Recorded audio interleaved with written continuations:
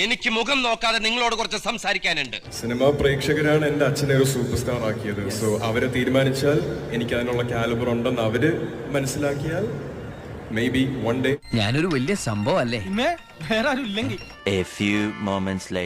Actually നമ്മുടെ JSKയില് മാധവ് എങ്ങനെയുണ്ട്? പതിവ് പോലെ എന്റെ പെർഫോമൻസ് ഗംഭീരമായിട്ടുണ്ട്. JSKയിൽ എനിക്ക് ഡബിങ്ങിന് കണ്ടപ്പോ എനിക്ക് അത്ര തൃപ്തിയല്ലായിരുന്നു. അയ്യോ അതെന്ത്? നിന്റെ കൂടുതൽ അഭിനയം ആ നാട്ടുകവിടാന്നുള്ള പടത്തെ ഞാൻ കണ്ടു.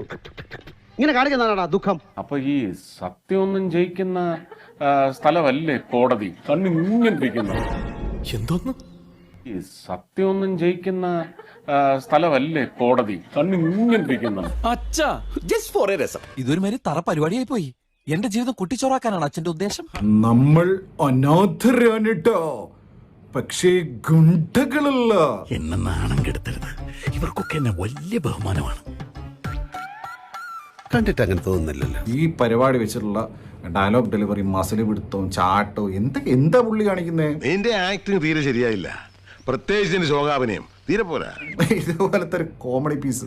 അവമാനിക്കരുത്. ഞാൻ നല്ലൊരു കുടുംബത്തിൽ പറഞ്ഞവനാണ്. നീ നല്ല കുടുംബത്തിൽ പറഞ്ഞു, ഞാൻ പിന്നെ മറ്റേ കുടുംബത്തിൽ പറഞ്ഞാണല്ലോ. പക്ഷെ മാധവിന്റെ ഇംഗ്ലീഷ് ഒരു ഭയങ്കര ഡിക്ഷൻ ആണ്.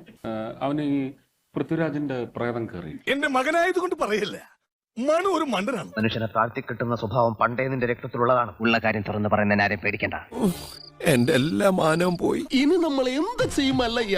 എന്തിനാടാ കൊന്നിട്ട്? നമ്മൾ അനാഥരാണ്, പക്ഷെ ഗുണ്ടകളല്ല. എങ്ങനെ?